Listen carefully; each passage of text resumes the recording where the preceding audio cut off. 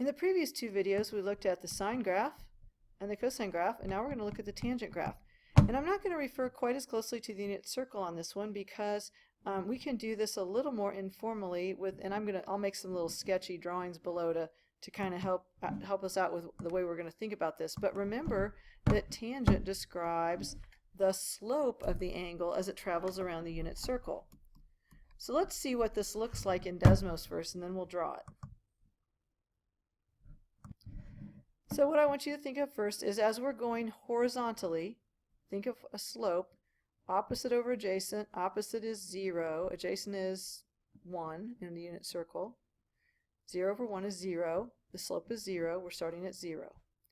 Now remember that tangent describes the slope of the angle, so as we move around the unit circle in quadrant 1, the slope is increasing, and in fact it's getting really, really, really steep. But when we get up to 90, it totally disappears. Okay, it's gone up and up and up. It's really getting really steep, but it disappears right here. What happens on the other side of 90? Oh my, it's coming up from the bottom. Why is it coming up from the bottom? Okay, when we get back to 180, slope is back to 0 again, which makes sense because slope is 0 at the horizontal. And then, but why is it down here? Well, as we went through quadrant 2, slope was negative. First it was really, really steeply negative, then less steeply negative. So the slope is getting closer to 0, but it's still negative. Now when we get into quadrant 3, slope is positive again because the angle is slanting upwards.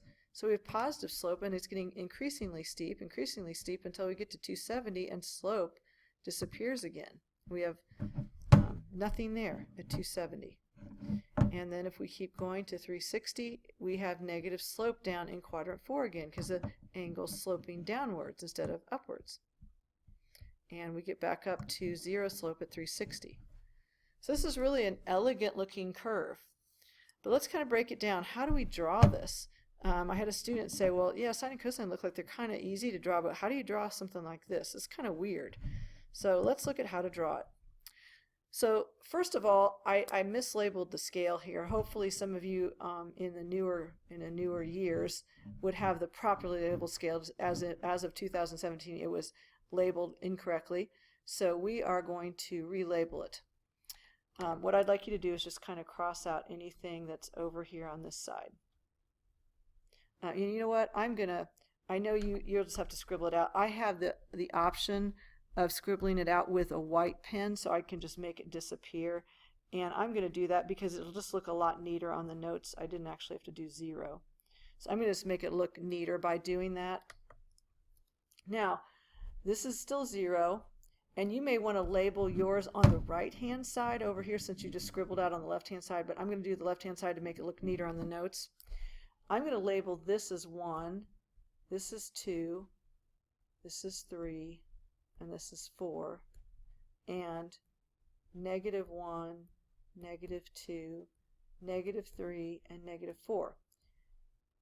Tangent can go up and up and up. It is not contained in between -1 and 1, so we need to have a little bit bigger scale here. Now let's think about our different kinds of slopes. So let's think about 0 slope first of all. 0 slope occurs whenever we have a horizontal line. So that occurs at 0 degrees, at 180 degrees, and then as we go around the circle back again at 360. So 0, 180, and 360 all have 0 slope, and so the tangent of those angles is all 0. Now let's look at undefined slope. That would be when we have a vertical angle. So our vertical angles here are going to be 90 degrees we're not thinking of vertical angles in terms of geometry. I'm saying our angle makes a vertical line. That's probably a better way to say, not a vertical angle. Our angle makes a vertical line. So 90 and 270, we have no slope. So what do we do on the graph when there's nothing there? We make what's called an asymptote. An asymptote, a vertical asymptote, right, like this, acts as a little dividing line. It says the graph comes up to this line, but it doesn't touch it. It doesn't cross over it. And then on the other side, it gets close to it, but it never crosses over. This is like an invisible barrier. This is saying at 90 degrees, no y value exists. There's a barrier here. Same thing at 270. So at 270, there is this invisible barrier we represent with a dotted line that says there is no y value for this x value.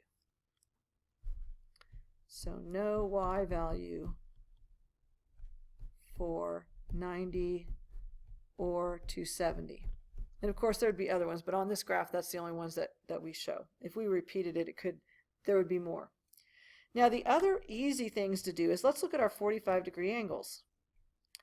So at a 45-degree angle here, okay, our slope is, this is where we have 1 over square root of 2. Now you're saying, oh, well that's not a unit triangle. True, that is true. But it would still have the same trig value. We could call this we could divide this by the square root of 2, and then we'd have 1 over the square root of 2 divided by 1 over the square root of 2. Basically, we're saying the square root of 2 over 2 is x. Y is the square root of 2 over 2 at 45 degrees. If we do the square root of 2 over 2 divided by the square root of 2 over 2, it's still 1. Okay, so the tangent is 1 here. So we're thinking slope of 1 here at 45-degree angles. We also have a slope of 1 at 225 because it's sloping the same direction. So at 225 and at 45, we have our slope equal to 1. So our tangent value is equal to 1. Now when we're going the other direction, so we'll go down this way, so at 135 and 315, slope equals -1 over here. So we have tangent value is -1. I should say slope equals -1, and over here slope equals +1. So now we're going to be on our graph at 135, we're going to be at -1, and at 315 we're going to be at -1. Then what happens as you move?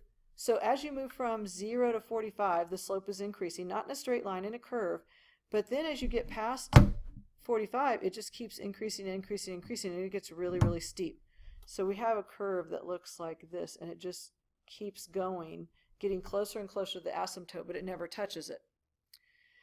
So positive slope in quadrant 1. Now when we get to quadrant 2, between 90 and 180, it's negative slope. So it's coming up this way. Okay, so it's approaching the asymptote, going down.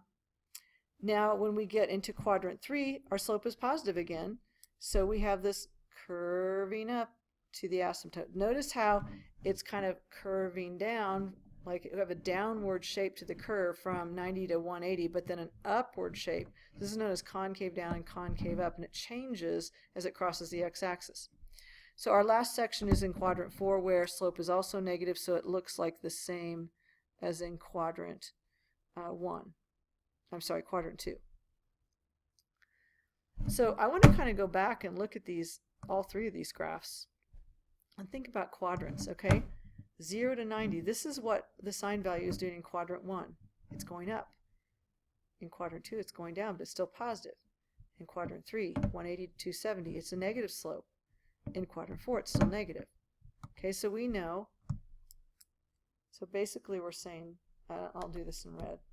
Basically we're saying from here to here is quadrant 1. From here to here, make a little space here, this is quadrant 2. Quadrant 3 is right here. Quadrant 4 is right here. So for all these graphs, we can see what the graphs are doing in the different quadrants. So we can see here that sine is positive in quadrant 1 and 2 and negative in quadrant 3 and 4. We go to cosine, we can see that cosine is positive in quadrant 1. So as we go from 0 to 90, it's positive. As we go from 90 to 180 in quadrant 2, cosine is negative. As we go from 180 to 270 in quadrant 3, cosine is negative. And then as we go from 270 to 360 in quadrant 4, cosine is positive again. So we see the positive, negative, negative, positive as we go around the circle. Tangent from 0 to 90 in quadrant 1, the slope or tangent is positive. It's positive. As we go into quadrant 2, then slope or tangent is negative. In quadrant 3, it's positive again, and in quadrant 4, it's negative again.